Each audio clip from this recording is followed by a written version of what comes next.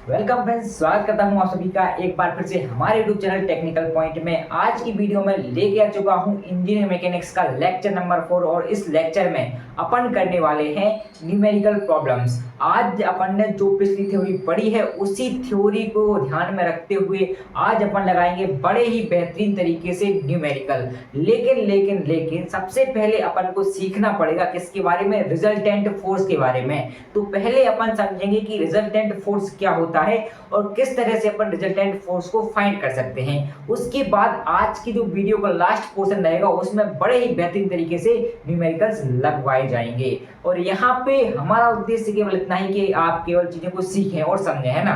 क्योंकि हमें भी पता है, आपको भी पता है कि इंजीनियर्स इंडिया में बहुत ज्यादा प्रोड्यूस हो रहे हैं। अब इंजीनियर प्रोड्यूस हो रहे हैं और वो बेरोजगार हैं, अनस्किल्ड हैं, अनएम्प्लॉय है। इसका रीजन क्या है? इसका रीजन ये है कि लोग किसी गलत इंस्टीट्यूट में चले जाते हैं और सोचते हैं यहाँ पे हमें 1.5 करोड़ का पैकेज मिल जाएगा, इतने लाख का पैकेज मिल जाएगा, इतने करोड़ का पैकेज मिल जाएगा। तो ऐसा नहीं होता।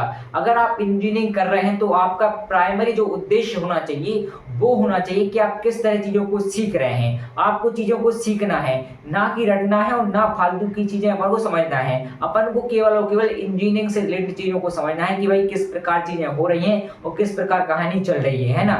तब जाके आप एक स्किल्ड इंजीनियर बनेंगे, वरना तो फिर आपको पता ही है इंजीनियर की दशा क्या है इंडिया में। इंडिया में सबसे ज्यादा इंजीनियर बनते हैं लेकिन अनएम्प्लॉय होते हैं, और बदनाम भी इन्हीं लोगों ने किया है। इन्हीं इंस्टीट्यूट ने इंजीनियर्स को बदनाम किया है कि अब वो मतलब बच्चों को कह देते हैं कि भाई आप आके इंजीनियरिंग करो, और बच्चे इंजीनियरिंग करने जाते हैं बिना इंटरेस्ट के। बिना इंटरेस्ट के जब भी कोई चीज कही जाती है तो वो लाभदायक नहीं होती। ऐसे जो बच्चे हैं वो देखते हैं 1.5 करोड़ का पैकेज मिलने वाला है और 1.5 करोड़ के पैकेज के चक्कर में वो इंजीनियरिंग करते हैं जिससे वो काबिल नहीं बन पाते। हमें क्या करना है? काबिल बनना है, कामयाबी अपने पास खुद आएगी। तो चलिए शुरू करते हैं आज की धमाकेदार वीडियो बिना किसी देरी के। तो देखिए अपने टॉपिक का नाम क्या है। अपना जो आज का टॉपिक है उसका नाम है रिजल्टेंट फोर्स। आज अपन समझेंगे कि रिजल्टेंट फोर्स होता क्या है और किस तरह से, कितने तरीकों से अपन रिजल्टेंट फोर्स को फाइंड कर सकते हैं, है ना। तो आज का टॉपिक मेन है अपना, जो आपका पहला यूनिट है। इसमें जो न्यूमेरिकल्स आएंगे वो आएंगे रिजल्टेंट फोर्स के ही। इसके अलावा कोई भी न्यूमेरिकल्स आपका नहीं आने वाला है, इतना आप जरूर ध्यान में रखना। और यहाँ पे बहुत ही सिंपल सी चीज है भाई, इसको आपको बड़े ही बेहतरीन तरीके से पढ़ना पड़ेगा और ये ज्यादा कठिन भी नहीं है, बहुत ज्यादा सिंपल चीज है ना। इतना आपको क्लियर होना चाहिए। और आज की वीडियो में मैं आपको इम्पोर्टेंट जो जानकारी है वो देना चाहूंगा कि जो हमारी मेंबरशिप है आप ले सकते हैं 119 रुपए में। अब जब आप मेंबरशिप लेंगे तो हमारे 2 यूनिट तो यूट्यूब पे फ्री रहेंगे। इसके बाद के जो आगे के लेक्चर हैं वो भी आपको मिल जाएंगे अगर आप मेंबरशिप ले लेते हैं तो, है ना। 2 यूनिट तो अपने फ्री ऑफ कॉस्ट है मेरी तरफ से, है ना। इतना तो मैं कर ही सकता हूँ। और अगर आपको चीजें समझ में आए तो आप क्या करेंगे? फिर मेंबरशिप ले लेंगे। और 29 रुपीज में आप ले सकते हैं हैंड रिटन नोट्स। किसके? मैकेनिक्स के, इंजीनियरिंग मैकेनिक्स के हैंड रिटन नोट्स आप ले सकते हैं 29 रुपीज में, जिसकी कॉस्ट रहेगी 29, है ना। और आपको क्या करना है? इस नंबर पे कांटेक्ट कर लेना है। जब आप इस नंबर पे कांटेक्ट करेंगे, कांटेक्ट करने का मतलब है व्हाट्सएप पे मैसेज कर दीजिएगा कि आपको इंजीनियरिंग मैकेनिक्स के नोट्स चाहिए, तो हम आपको इंजीनियरिंग मैकेनिक्स के हैंड रिटन नोट्स प्रोवाइड करा देंगे। चलिए अब बढ़ते हैं नेक्स्ट पेज पे, क्योंकि भाई इस पेज पे तो यार ये चीजें लिखी हुई हैं और इसको मिटाने में लग जाता है टाइम। और अपन मिलते हैं थोड़े टाइम बाद नेक्स्ट पेज पे, जहां पे अपन समझेंगे कि रिजल्टेंट फोर्स बेसिकली है क्या। कभी शांत रहने वाला भी महायुद्ध करता है, कभी कभी शांत रहने वाला भी महायुद्ध करता है। जब आत्मा ग्रसती है तो ब्रह्मांड भी डरता है। इसी के साथ शुरू करते हैं रिजल्टेंट फोर्स को समझना। तो देखो रिजल्टेंट फोर्स होता क्या है बेसिकली। जब भी किसी बॉडी पे 2 या 2 से ज्यादा फोर्स लगेंगे तो वो जो फोर्सेस हैं वो क्या करेंगे? उस बॉडी पे टोटल जितना इफेक्ट डालेंगे उसे ही अपन रिजल्टेंट फोर्स बोलते हैं। अब मान लीजिए आपके पास ये क्या है? एक बॉडी है। ये क्या है? बॉडी है। अब बॉडी का मतलब क्या है? मान लीजिए आपके पास एक ठेला है, धक्का देने वाला क्या है? ठेला है। अब ठेले पे आपने क्या किया? आपने यहाँ पे 5 न्यूटन का फोर्स लगाया। क्या किया? 5 न्यूटन का फोर्स लगाया। अब आपके दोस्त ने आपकी सहायता करने के लिए यहाँ पे 5 न्यूटन का फोर्स और लगा दिया। तो यहाँ पे 2 फोर्स लग रहे हैं और ये जो 2 फोर्स हैं ये टोटल कितना इफेक्ट डाल रहे हैं इस बॉडी पे? तो आप कहेंगे 5 + 5 10 न्यूटन का टोटल इफेक्ट डाल रहे हैं। तो यहाँ पे आपका जो 10 न्यूटन है वो क्या है? वो आपका रिजल्टेंट फोर्स है। इतना आपको क्लियर हो गया होगा, है ना। तो देखिए अब एक और तरीके से अपन समझते हैं। मान लीजिए ये क्या है आपके पास, कोई कार है ना। ये क्या है आपके पास, कोई कार है ना। अब ये जो कार है ये पंचर हो गई है, मतलब पंचर नहीं हुई है, मान लीजिए इसका क्या हुआ है, डीजल खत्म हो गया है, फ्यूल खत्म हो गया है। तो आप क्या करेंगे, यहाँ पे लगाएंगे 10 न्यूटन का फोर्स, ठीक है। अब आपका दोस्त लगाएगा यहाँ पे कितने का, 10 न्यूटन का, 15 न्यूटन का फोर्स मान लीजिए, कितने का, 15 न्यूटन का, वो ज्यादा ताकत पर है।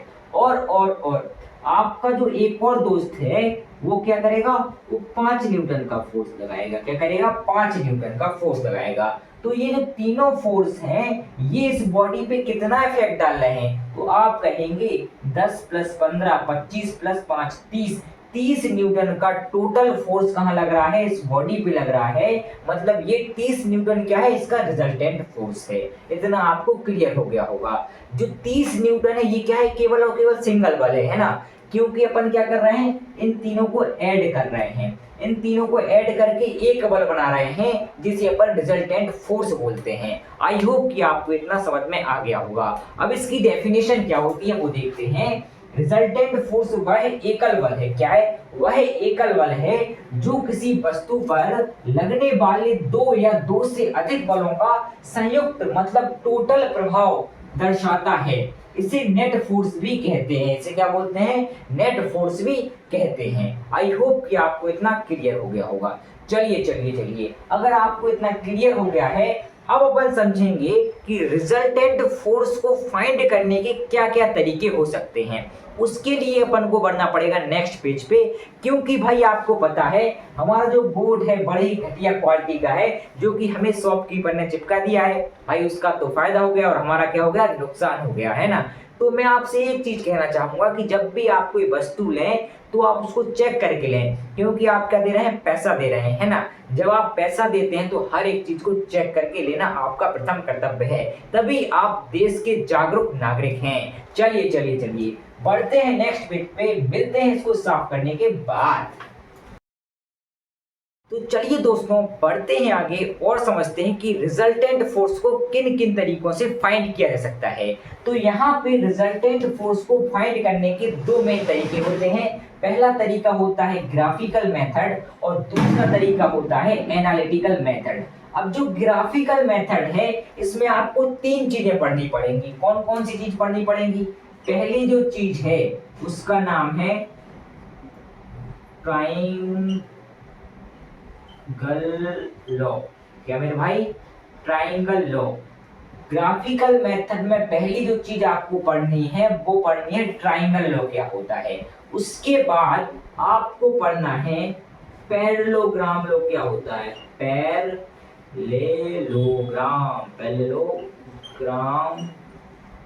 लॉ।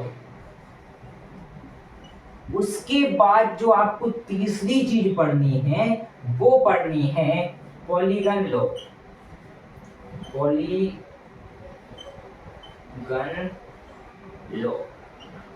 ये चीजें आपको पढ़नी पड़ेंगी, है ना।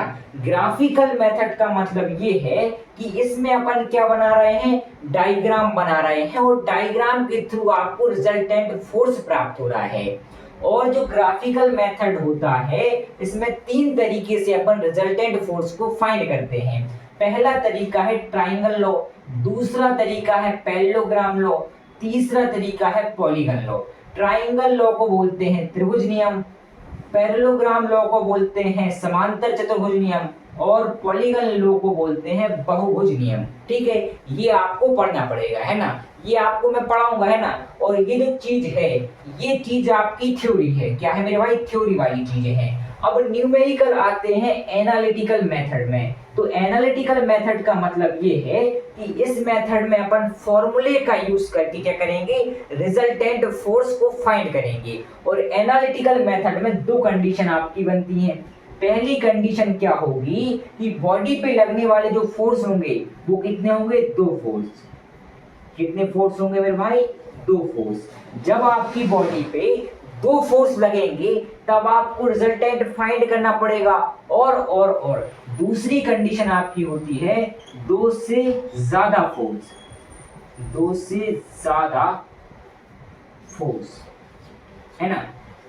तो ये आपकी दूसरी कंडीशन होती है। यहाँ पे एनालिटिकल मेथड में अपन क्या करते हैं, फॉर्मूले का यूज करते हैं और फॉर्मूले का यूज करके रिजल्टेंट फोर्स को फाइंड करते हैं। और यहाँ पे दो कंडीशन बनती है। पहली कंडीशन बनती है कि अपनी जो बॉडी है उस पे दो फोर्स बन रहे हैं, दो फोर्स लग रहे हैं, बन नहीं रहे, दो फोर्स लग रहे हैं, है ना। क्या कर रहे हैं, अपनी जो बॉडी है उस पे दो फोर्स लग रहे हैं और तब अपन को फाइंड करना है रिजल्टेंट फोर्स। और दूसरी कंडीशन में क्या होता है कि बॉडी पे दो से ज्यादा फोर्स लग रहे हैं और अपन को फाइंड क्या करना है, अपन को फाइंड करना है रिजल्टेंट फोर्स। आई होप कि आपको इतना बड़े अच्छे तरीके से क्लियर हो गया होगा। तो पहले अपन समझेंगे एनालिटिकल मेथड को, क्योंकि इसमें आपको न्यूमेरिकल्स मिलेंगे, है ना। फिर उसके बाद अपन ग्राफिकल मेथड को समझेंगे। तो पहले अपन किसको समझते हैं, एनालिटिकल मेथड को। एनालिटिकल मेथड में पहली कंडीशन क्या है कि बॉडी पे दो फोर्स लग रहे हैं। तो चलिए बढ़ते हैं नेक्स्ट पेज पे और समझते हैं कि जब बॉडी पे दो फोर्स लगेंगे तब आप किस प्रकार से रिजल्टेंट फोर्स को फाइंड करेंगे। वाह क्या सीन है, वाह क्या सीन है। ये दोस्तों अब समझते हैं कि जब किसी बॉडी पे दो फोर्स लग रहे हों, कितने फोर्स, जब किसी बॉडी पे दो फोर्स लग रहे हों तब अपन रिजल्टेंट फोर्स कैसे फाइंड करेंगे, है ना। तो उसको फाइंड करने के लिए एक फॉर्मूला होता है, फॉर्मूला होता है R is equal to under root, R is equal to under root F1 का स्क्वायर प्लस F2 का स्क्वायर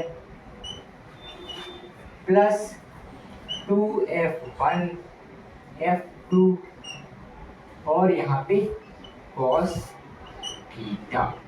ये होता है आपका फॉर्मूला जब बॉडी पे दो फोर्स लग रहे हों। इतना आपको क्लियर होना चाहिए। अब देखो फॉर्मूले को समझते कैसे हैं। मान लीजिए आपके पास कोई ये बॉडी है, ये क्या है, बॉडी है ना। अब इस पे पहला फोर्स ये लग रहा है, इसका नाम है F1। क्या नाम है, F1। F1 नाम का फोर्स इस बॉडी पे लग रहा है। दूसरा फोर्स लग रहा है ये आपका F2। यहाँ पे क्या लग रहा है, ये F2 लग रहा है। अब ये दोनों फोर्स इस बॉडी पे कितना इफेक्ट डालेंगे उसे अपन क्या बोलेंगे, रिजल्टेंट फोर्स बोलेंगे, ठीक है ना। तो ये आपका क्या है, F1 फोर्स है, ये आपका F2 फोर्स है। और ये कितना एंगल बन रहा है यहाँ पे, मान लीजिए थीटा एंगल बन रहा है। कितना एंगल बन रहा है यहाँ पे, थीटा एंगल बन रहा है। अब मैं कहूँ कि आप क्या कीजिए, रिजल्टेंट फाइंड कीजिए। तो रिजल्टेंट फाइंड करने के लिए आप इस फॉर्मूले का यूज करेंगे। फॉर्मूला क्या है यहाँ पे, R is equal to under root F1 का स्क्वायर प्लस F2 का square plus 2F1 F2 cos theta, है ना। इतना आपको क्लियर हो गया होगा। चलिए अपन समझते हैं इसको एक एग्जांपल के थ्रू। एग्जांपल क्या है, मान लीजिए ये आपके पास कोई एक बॉडी है ना। ये क्या है, बॉडी है। इस पे एक फोर्स लग रहा है 10 न्यूटन का और एक फोर्स लग रहा है आपका 20 न्यूटन का। एक फोर्स लग रहा है 10 न्यूटन का और एक फोर्स लग रहा है 20 न्यूटन का। और यहाँ पे जो एंगल बन रहा है, जो एंगल आपका बन रहा है यहाँ पे, ये कितना है आपका 60 डिग्री का है। थीटा की वैल्यू आपके पास 60 डिग्री है। अगर मैं अब आपसे कहूं कि आप रिजल्टेंट फोर्स फाइंड कीजिए तो आप क्या करेंगे, इस फॉर्मूले का यूज करेंगे। आप देखेंगे कि F1 कितना है। F1 मतलब इनमें से कोई सा भी फोर्स आप F1 मान सकते हैं। तो आप बोलेंगे F1 अपन इसको मान रहे हैं, फोर्स 1। F1 की वैल्यू कितनी है, तो आप कहेंगे 10 न्यूटन है। और यहाँ पे मैं कहूँ F2 की वैल्यू कितनी है, तो F2 मतलब फोर्स 2।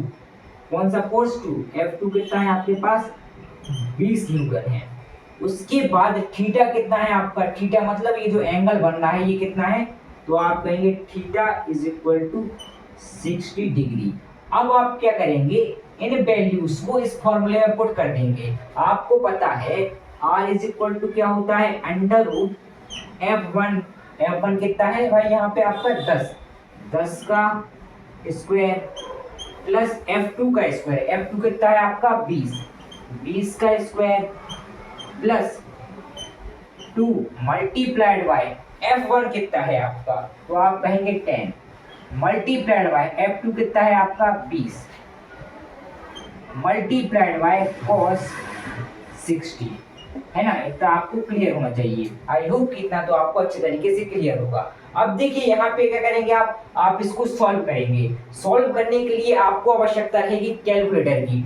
बिना कैलकुलेटर के आप ये सॉल्व नहीं कर सकते। अगर आप इंजीनियरिंग मैकेनिक्स का एग्जाम देने जा रहे हैं, इंजीनियरिंग मैकेनिक्स पढ़ रहे हैं, तो आपको आवश्यकता रहेगी कैलकुलेटर की। इसीलिए मैं आपसे कहना चाहूंगा कि कैलकुलेटर आपके लिए बहुत ही इंपॉर्टेंट है ना। तो चलिए अब इसको करेंगे calculate with the help of calculator. तो कुछ इस प्रकार का कैलकुलेटर रहेगा हमारा, है ना। और हमें क्या करना है, इसको कैलकुलेट करना है।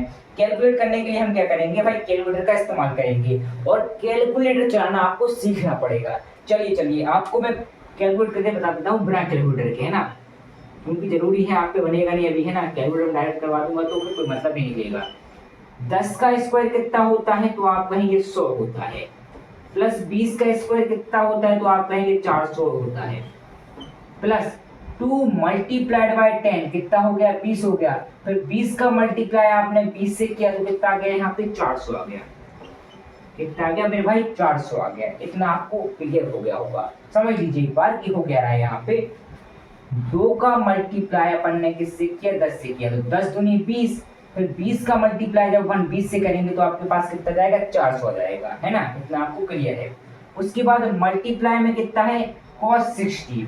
cos 60 की वैल्यू कितनी होती है, तो आप कहेंगे 1/2 होती है। आपको थोड़ी बहुत ट्रिग्नोमेट्री भी पता होनी चाहिए कि cos 60 की वैल्यू कितनी होती है ना। cos 40 की वैल्यू कितनी होती है, cos 90 की वैल्यू कितनी होती है और cos 0 की वैल्यू कितनी होती है, ये आपको पता होना चाहिए। अब आप क्या करेंगे, इसको कैलकुलेट करेंगे तो r इज इक्वल टू कितना जाएगा, यहाँ पे देखिए अंडर रूट, यहाँ पे भाई 400 प्लस 100 कितना हो गया, 500 हो गया, है ना। प्लस यहाँ पे क्या है भाई, 400 मल्टीप्लाइड बाय 2 है, ठीक है, मल्टीप्लाइड बाय 1/2 है। तो भाई इस 2 से ये 400 कट जाएगा तो आपके पास यहाँ पे कितना आएगा, 200 आएगा। तो यहाँ पे कितना आ गया आपका, 200 आ गया, है ना। इतना आपको क्लियर होगा। एक चीज आप अच्छी तरीके से समझ लीजिए कि क्या होता है कहानी में ये होता है कि सबसे पहले आपका मल्टीप्लिकेशन होता है, उसके बाद आप प्लस माइनस कर सकते हैं, है ना। सबसे पहले आप क्या करेंगे, यहाँ पे मल्टीप्लिकेशन करेंगे और मल्टीप्लिकेशन करने के बाद यहाँ पे जो वैल्यू आएगी उनको इसमें ऐड करेंगे, है ना। इतना आपको क्लियर होना चाहिए। तो यहाँ पे अपन ने सबसे पहले क्या किया था, मल्टीप्लाई किया था, है ना। मल्टीप्लाई करने के बाद जो वैल्यू आएगी उसको अपन करेंगे प्लस माइनस, है ना। तो r इज इक्वल टू कितना जाएगा अपने पास, r इज इक्वल टू जाएगा अंडर रूट 700, है ना, 700 न्यूटन। आई होप कि आपको ये समझ में आ गया होगा। तो यहाँ जो हमें रिजल्टेंट फोर्स की वैल्यू मिली वो कितनी मिली, 700 अंडर रूट 700 न्यूटन, है ना। अब हम क्या करेंगे, अगर हमें अंडर रूट हटाना है तो हम क्या करेंगे, कैलकुलेटर का यूज करेंगे। कैलकुलेटर में अपन सर्च करेंगे कि अंडर रूट 700 की वैल्यू कितनी है। तो यहाँ अंडर रूट 700 की वैल्यू अपने पास आ रही है r is equal to 26.45 newton. I hope कि आपको ये भी बड़े अच्छे तरीके से समझ में आ गया होगा। आप चाहें तो आप इतना भी लिख सकते हैं, लेकिन अगर आपके पास कैलकुलेटर है तब आप करेंगे क्या, अंडर रूट 700 की वैल्यू निकाल लेंगे। अंडर रूट 700 की वैल्यू कितनी आती है भाई, 26.45 न्यूटन। इतना आपको क्लियर हो गया होगा। चलिए अब बढ़ते हैं आगे और देखते हैं एक अच्छे से न्यूमेरिकल को जो आपके होश उड़ा देगा, है ना। लेकिन आपको अपने होश उड़वाना नहीं है, आपको इस क्वेश्चन का गर्दा उड़ा देना है, ठीक है ना। जो मैंने यहाँ पे करवाया बिल्कुल सेम ही कॉन्सेप्ट आपका रहने वाला है। तो शुरुआत करते हैं इंजीनियरिंग मैकेनिक्स के पहले और सबसे सरल न्यूमेरिकल की। और आज से अपने न्यूमेरिकल लगना स्टार्ट हो जाएगा, लेकिन न्यूमेरिकल के लिए आपको आवश्यकता रहेगी कैलकुलेटर की। और ये जो कैलकुलेटर आप देख रहे हैं ये बहुत ही सस्ता और बहुत ही अच्छा कैलकुलेटर है। अगर आपको ये कैलकुलेटर परचेज करना है तो आपको डिस्क्रिप्शन में लिंक मिल जाएगी और आपको स्क्रीन पे भी शो हो जाएगा। तो चलिए इसी के साथ शुरू करते हैं इस न्यूमेरिकल को सॉल्व करना। तो देखिए न्यूमेरिकल प्रॉब्लम क्या है कि 20 न्यूटन और 25 न्यूटन के दो बल 60 डिग्री के कोण पर कार्य कर रहे हैं, मतलब लग रहे हैं। बलों का परिणामी बल मतलब रिजल्टेंट फोर्स ज्ञात कीजिए। यहाँ पे अपन को क्या चीज दी गई है, यहाँ पे अपन को दो फोर्स दिए गए हैं जो कि 60 डिग्री के एंगल पे लग रहे हैं और अपन को रिजल्टेंट फोर्स फाइंड करना है ना। अब ये क्वेश्चन यहाँ पे इंग्लिश में लिखा हुआ है कि if two forces 20 newton and 25 newton acting at a angle of 60 degree. Then find the resultant force. अपन को फाइंड क्या करना है, यहाँ पे रिजल्टेंट फोर्स फाइंड करना है। यहाँ पे अपन को दिया गया है कि दो फोर्स हैं। पहला फोर्स मान लीजिए ये है, ये फोर्स कितने का है, 20 न्यूटन का है ना। दूसरा फोर्स आपको दिया गया है कितने का, तो आप कहेंगे दूसरा फोर्स दिया है 25 न्यूटन का, और दोनों एक दूसरे से 60 डिग्री के एंगल पे लग रहे हैं, कार्य कर रहे हैं। ये भी आपको क्लियर हो गया होगा, जो कि अपन को दिया गया है। अब अपन को सबसे पहले लिखना पड़ता है गिवन डाटा की दिया क्या गया है। तो आप कहेंगे सबसे पहले हमें दिया है F1। F1 मतलब फोर्स नंबर 1 कितना है, 20 न्यूटन। उसके बाद दिया गया है अपन को F2 कितना है, तो आप कहेंगे 25 न्यूटन। उसके बाद आपको गिवन है थीटा, मतलब ये वाला एंगल, दोनों फोर्स के बीच का जो एंगल होता है इसे अपन क्या बोलते हैं, थीटा बोलते हैं। तो थीटा की वैल्यू अपने पास कितनी है, थीटा की वैल्यू है 60 डिग्री। इतना भी क्लियर हो गया होगा। अपन को फाइंड करना है रिजल्टेंट फोर्स, और रिजल्टेंट फोर्स फाइंड करने के लिए अपन किस फॉर्मूले का यूज करते हैं, तो आप कहेंगे R is equal to under root F1 का स्क्वायर प्लस F2 का square plus 2F1 F2 cos theta. इतना आपको क्लियर होगा। अब देखिए अपने पास F1 F2 और थीटा की वैल्यू है, तो ये वैल्यूज अपन इस फॉर्मूले में पुट कर देंगे तो अपन को फाइनल जो आंसर है वो मिल जाएगा, मतलब रिजल्टेंट फोर्स मिल जाएगा। तो R इज इक्वल टू क्या जाएगा आपके पास, अंडर रूट F1 की वैल्यू कितनी है, तो आप कहेंगे 20 न्यूटन, तो 20 का स्क्वायर मतलब F1 का स्क्वायर मतलब 20 का स्क्वायर, प्लस F2 का स्क्वायर मतलब 25 का क्या होगा आपका यहाँ पे स्क्वायर होगा। उसके बाद क्या है, प्लस 2 मल्टीप्लाइड बाय, अब देखो 2F1 F2 cos थीटा लिखा हुआ है, इसका मतलब है कि इनके बीच में अगर कोई साइन नहीं लगा तो यहाँ पे मल्टीप्लाई का साइन आपका लगेगा, ये कंफर्म है। 2 मल्टीप्लाइड बाय F1, F1 कितना है आपका 20 है, मल्टीप्लाइड बाय F2, F2 कितना है 25 है, फिर उसके बाद multiplied by cos theta, theta की वैल्यू कितनी है यहाँ पे 60 डिग्री है। ये भी आपको क्लियर हो गया होगा। अब आप डायरेक्ट कैलकुलेटर में पुट करके ये वैल्यूज फाइंड कर सकते हैं, है ना। तो सबसे पहले आप क्या करेंगे, सबसे पहले आप ये स्क्वायर वाली वैल्यू को सॉल्व करेंगे। तो कैसे सॉल्व होगा, आप करेंगे 20 मल्टीप्लाइड बाय 20 मतलब 20 का स्क्वायर, तो यहाँ पे आपके पास क्या आएगा 20 का स्क्वायर हमने निकाला है कितना 400, प्लस 25 का स्क्वायर, 25 का स्क्वायर मतलब 20 मल्टीप्लाइड बाय 20, ये कितना होता है 625, plus 2 multiplied by 20 multiplied by 25 multiplied by कितना है cos 60, कितना है cos 60। तो यहाँ पे जो वैल्यू हमको मिली वो मिली 500। अब ये 500 मिली कैसे वो समझिए, अपन ने क्या किया, इन सबको मल्टीप्लाई कर दिया, इन वालों को, है ना। 2 multiplied by 20 multiplied by 25 multiplied by cos 60, तो अपन को 500 वैल्यू मिली। अब ये 500 वैल्यू मिल कैसे रही है, उसके लिए आपको जरूरत पड़ेगी कैलकुलेटर की, ठीक है। अगर आपको डायरेक्ट कैलकुलेट करना है, अगर आप इसको फुल कैलकुलेट करना चाहें तो आप देखो कैसे कर सकते हैं, 2 का मल्टीप्लाई 20 में करेंगे तो कितना जाएगा 40 जाएगा, फिर 40 का मल्टीप्लाई किस में करेंगे 40 मल्टीप्लाइड बाय 25, तो आपके पास 1000 आ जाएगा। और फिर cos 60 की वैल्यू कितनी होती है 1/2 होती है, 2 से 1000 कटेगा तो आपके पास क्या बचेगा 500 बचेगा, तो इस प्रकार 500 आपका आ जाएगा। ये आपको पता होना चाहिए, हमारे पास कैलकुलेटर था इसीलिए हमने डायरेक्ट वैल्यू को कैलकुलेट कर लिया, है ना। अब यहाँ पे क्या आएगा आपके पास R is equal to 400 plus 625 plus 500, तो अपन इसको कैलकुलेटर में कैलकुलेट करते हैं, 400 प्लस 625 प्लस 500, तो अपने पास आ रहा है अंडर रूट